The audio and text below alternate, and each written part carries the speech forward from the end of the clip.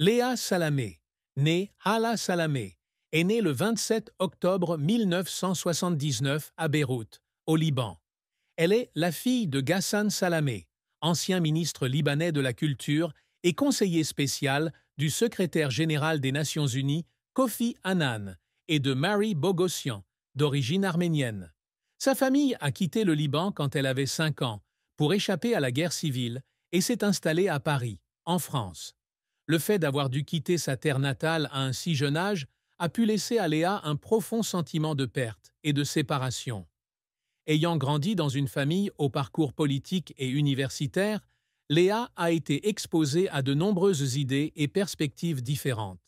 Cependant, vivre loin de chez elle a peut-être créé chez elle un sentiment d'aliénation et de perte d'identité. Malgré son intégration dans la société française et sa carrière réussie, la nostalgie de son pays natal, le Liban, et les souvenirs d'enfance sont peut-être encore présents dans son esprit.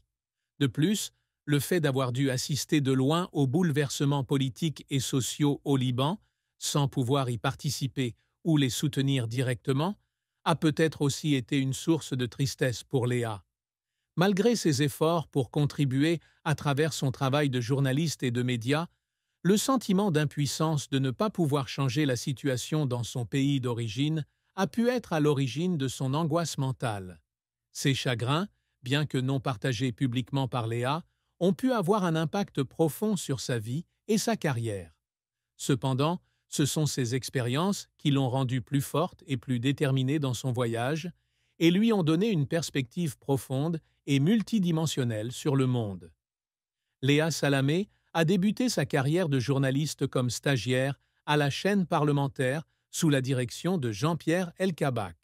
En 2006, elle rejoint la nouvelle chaîne de télévision internationale France 24, où elle anime des émissions telles que La Soirée et Une semaine aux Amériques.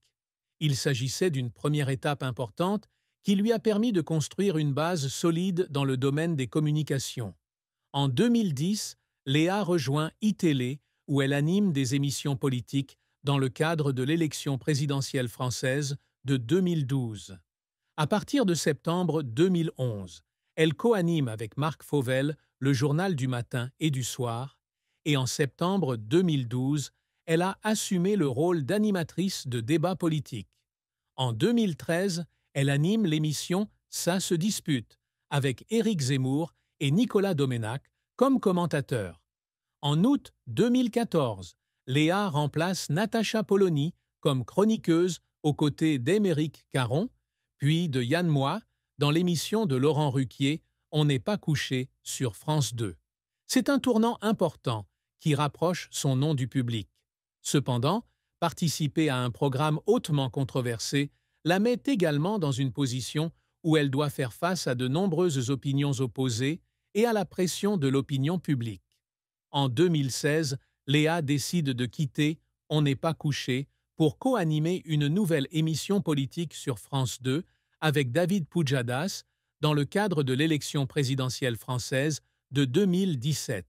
Cette décision témoigne de son courage, de son sens de l'aventure et de son désir de se lancer des défis dans de nouveaux rôles. Depuis août 2014, Léa présente l'interview de 7h50 de la matinale de France Inter. Depuis décembre 2015, elle réalise également des interviews de grande envergure pour l'édition française du magazine JQ. Ces rôles l'ont aidée à s'établir comme une journaliste avisée et influente. Cependant, la carrière de Léa n'a pas été que du succès. Lors d'une interview avec le président François Hollande, le 14 avril 2016 dans l'émission Dialogue citoyen sur France 2, lorsque le président Hollande a fait une remarque sur les réfugiés, Léa a réagi par la question « Vous plaisantez ?» Cette réaction a suscité de nombreuses réactions sur les réseaux sociaux, beaucoup ayant des opinions mitigées sur son approche. De tels moments auraient pu mettre Léa sous pression et même la faire fondre en larmes. Maintenir son professionnalisme face aux critiques du public n'est pas chose facile. Cependant, ce sont ces défis qui l'ont aidé à mûrir et à renforcer sa détermination à poursuivre une carrière dans le journalisme. Léa Salamé a construit une carrière remarquable dans le journalisme et la communication en France. Elle a débuté sa carrière comme stagiaire à la chaîne parlementaire sous la direction de Jean-Pierre Elkabbach.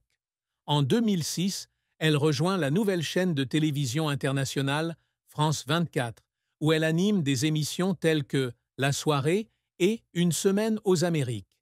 Il s'agissait d'une première étape importante qui lui a permis de construire une base solide dans le domaine des communications. En 2010, Léa rejoint iTélé, où elle anime des émissions politiques dans le cadre de l'élection présidentielle française de 2012. À partir de septembre 2011, elle coanime avec Marc Fauvel le journal du matin et du soir. Et en septembre 2012, elle a assumé le rôle d'animatrice de débats politiques. En 2013, elle anime l'émission Ça se dispute avec Éric Zemmour et Nicolas Domenach comme commentateurs. En août 2014, Léa remplace Natacha Polony comme chroniqueuse aux côtés d'Aymeric Caron, puis de Yann Moix dans l'émission de Laurent Ruquier On n'est pas couché sur France 2. C'est un tournant important qui rapproche son nom du public. Cependant, participer à un programme hautement controversé la met également dans une position où elle doit faire face à de nombreuses opinions opposées et à la pression de l'opinion publique. En 2016, Léa décide de quitter On n'est pas couché pour co-animer une nouvelle émission politique sur France 2 avec David Pujadas dans le cadre de l'élection présidentielle française de 2017. Cette décision témoigne de son courage, de son sens de l'aventure et de son désir de se lancer des défis dans de nouveaux rôles. Depuis août 2014, Léa présente l'interview de 7h50 de la matinale de France Inter. Depuis décembre 2015, elle réalise également des interviews de grande envergure pour l'édition française du magazine GQ. Ces rôles l'ont aidée à s'établir comme une journaliste avisée et influente. En plus de son travail médiatique, Léa participe également à l'industrie du cinéma en tant qu'actrice. Elle est apparue dans des films tels que Le crocodile du Botswana, 2014, et la série télévisée Baron Noir, 2016. La diversité de sa carrière démontre ses capacités et sa polyvalence dans de nombreux domaines différents. Ses réalisations reflètent non seulement les efforts et le talent de Léa Salamé, mais démontrent également sa persévérance et sa détermination à affirmer sa position dans le champ des médias et de la culture française. Léa Salamé a eu une relation amoureuse avec Raphaël Glucksmann, journaliste, réalisateur et homme politique français. Le couple a accueilli son premier fils en 2017. Bien qu'ils soient tous deux des personnalités publiques, ils gardent toujours leur vie privée et partagent rarement leurs relations avec les médias. Cependant, comme dans toute relation, équilibrer carrière et famille peut présenter des défis. Léa et Raphaël ont tous deux des carrières très chargées et exigeantes, ce qui peut créer une pression sur le maintien d'une relation et la prise en charge d'une famille. Devoir faire face à l'attention du public et des médias peut également être une source de stress et de tristesse dans la vie de couple. Bien qu'il n'y ait pas d'informations spécifiques sur les problèmes amoureux ou conjugaux de Léa Salamé, on peut supposer que maintenir une relation saine et heureuse au milieu d'un horaire de travail chargé et de la pression du travail n'est pas un mince défi. Cependant, avec un soutien et une compréhension mutuelle, Léa et Raphaël parviennent à surmonter ces difficultés pour construire une famille heureuse. Léa Salamé et Raphaël Glucksmann ont un fils, né en 2017. Bien qu'ils soient des personnalités publiques, tous deux sont très secrets sur leur vie de famille et leurs enfants, afin de protéger leur vie privée et d'assurer un environnement paisible, généralement pour leur fils. Être parent au milieu d'une carrière chargée et de la pression publique peut présenter de nombreux défis. Cependant, Léa et Raphaël semblent avoir trouvé le moyen de concilier travail et famille en veillant à ce que leur fils reçoive les meilleurs soins et attentions. Bien qu'il n'y ait pas beaucoup d'informations publiques sur le fils de Léa Salamé, on peut voir qu'elle prend son rôle très au sérieux. Léa Salamé est née dans une famille au fort bagage académique et politique.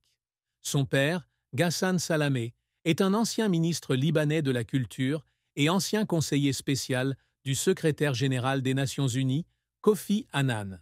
Sa mère, Mary Bogossian, était d'origine arménienne et était la sœur des célèbres marchands de diamants Jean et Albert Bogossian. Sa famille a quitté le Liban quand elle avait 5 ans pour échapper à la guerre civile et s'est installée à Paris, en France.